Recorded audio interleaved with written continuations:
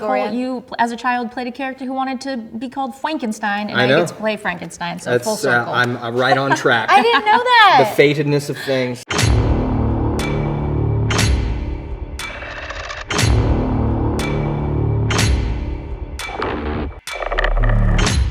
All right, Lisa Frankenstein, I have a very important first question for you guys. BK or White Castle? Ooh. You know, I'd say White Castle. BK. I like the small little burgers. I like the chicken nuggets. Weird. So not for the burgers, but for the nuggets. The It's nugs. a burger question, but you gotta go with nuggets. I'm a chicken nugget guy. It's on brand, yeah. Sandy I Bendy respect it. Chicken Tendy. All right, moving on. Moving on, all right. Now we know who we really are. Let's get to the real questions. Cole, how was it acting under all of that makeup? Was it hindering? Was it freeing? Was it more difficult than working with me? It was definitely hard to work with Kathryn. I take pride in that. No, it was really well done. We worked with Legacy FX, and they had built the prosthetics in these kind of segmented pieces that allowed as much mobility as we needed in order to move. Sometimes his forehead fell off. Yeah, that's true. You never knew what you were It going to was get. very sweaty underneath there, and unfortunately all that sweat underneath, like skin-tight prosthetics, can cause some distortions and stuff.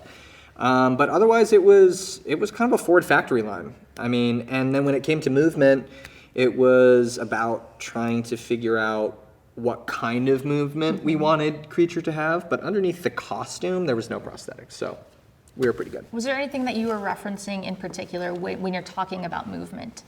What monsters? Oh, you mean like in the physicality that I Yes, did? yeah. So we started the film as more of a zombie and then ended up over time getting more human. And I don't know how evident it is in the shots or in the actual film, but we started with a creature that had a lot less mobility and ended up getting more mobile over time. Yeah. And so we broke that down into stages. Like, okay, after this tanning booth session, he'll be able to move his right leg a little more freely. So we were just kind of trying to figure out that movement work. I will say it is very evident, so that's Okay. a testament to your performance. Well done. Woo! Also, you tend to play characters that are actually very articulate and witty. This is a wordless performance, so how does that, what is that like, being able to emote with no words? But yet it's still very witty character. It is. There's still Creature is. humor, and it's Yeah. witty and it's clever, but there's no words, but you're still able to convey that. Is that just you? Is that just who you are? It's You just as a the person? mime helped. Right. I worked with a mime, Oh, maybe. but not like this kind of mime. Right. It was a lot of the like emotional gestural work from miming, which was just really it was really fascinating. But I think it managed to keep a lot of the emotional context of the character still intact. But I don't know, I think people just wanted me to shut the hell up for once, so I was like, this is great. Are you nodding in agreement? No. No, I was nervous about the fact that he didn't speak in the movie. I was really A scared lot of heavy about lifting that. for Kathryn. Yeah, because you have to have these conversations, right? And he's reacting, but you have all this dialogue and these Right. monologues, basically. Right, and when you read the script, you can disagree with me, but I read it like Creature was this big character, and my character was like very small and quiet. Interesting. And Okay. then you've seen the film, right? Yeah, It's nothing like that. not at all. And so it changed a lot because it's what was asked of it. Once you stepped on set, everything changes. You know, you can plan as much as you want, and then you step on set, and then you get Cole Sprouse doing some weird stuff with his leg, and you're like, oh no, what am I gonna do? And so I was just open, and yeah, it changed on the day. I definitely thought my character was gonna be quiet and small, like how Creature is. Yeah. And it was the exact opposite. That's so interesting to Yeah. me, because it is the exact opposite. You're telling me. I saw a little bit of the film too. Woo. Just a piece of it? You haven't seen the whole thing I yet? haven't seen the whole thing yet. Have either of you seen the whole thing? No.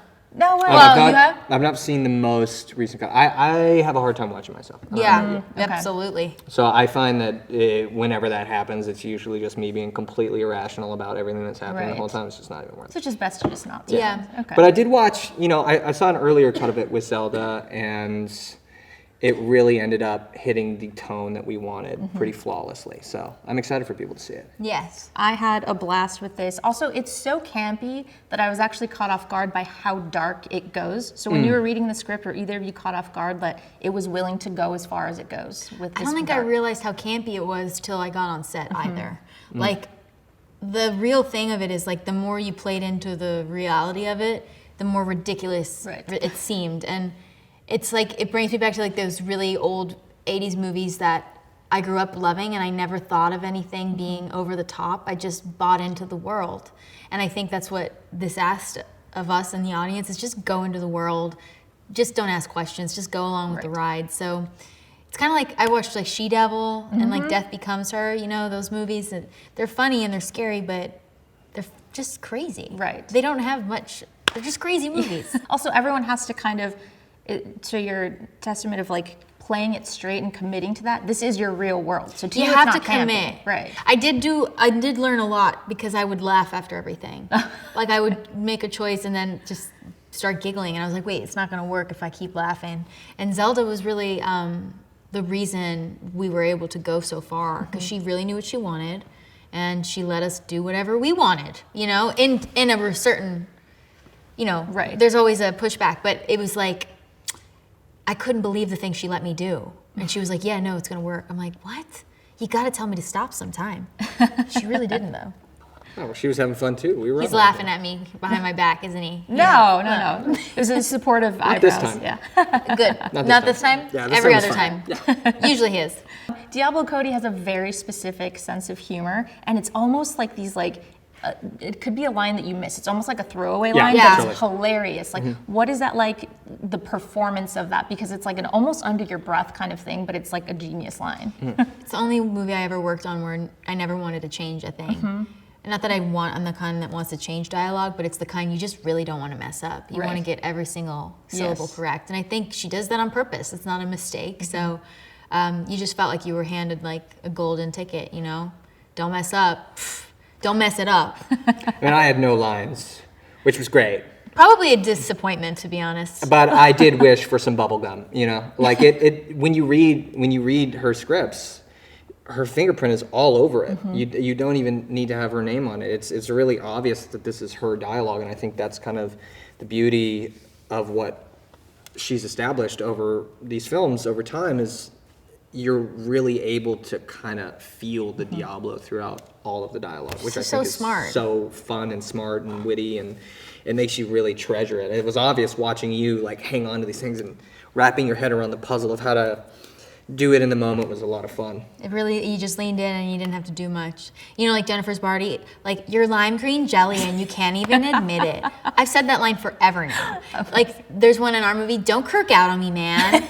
Like, there's so many. Honestly, Taffy has the best lines. Yeah, Liza Soberano, who plays my stepsister, best lines of the whole film. This again, it's playing it straight, but it's like the most ridiculous thing, and it's delivered so beautifully. Well, that was the genius of Liza. Of her auditioning process too, is that, you know, I guess a lot of people had sent in for Taffy this kind of catty mean girl take, but Liza had sent in this incredibly grounded, real, believable, sincere take on Diablo's writing, and it just sort of knocked it out of the park. Elevated it completely. Amazing. Everyone is having so much fun on this. I know we're out of time. Thank you guys so much. Thanks, also, Fangoria. Cole, you, as a child, played a character who wanted to be called Frankenstein, and I now know. you get to play Frankenstein, so full circle. I'm right on track. I didn't know The that. fatedness of things. I got a picture with him at Bob's Big Boy when I was like 6 years old. Are you serious? That's I've always amazing. wanted to work with him too. Dreams do come true. Amazing. Dreams coming true all over the place.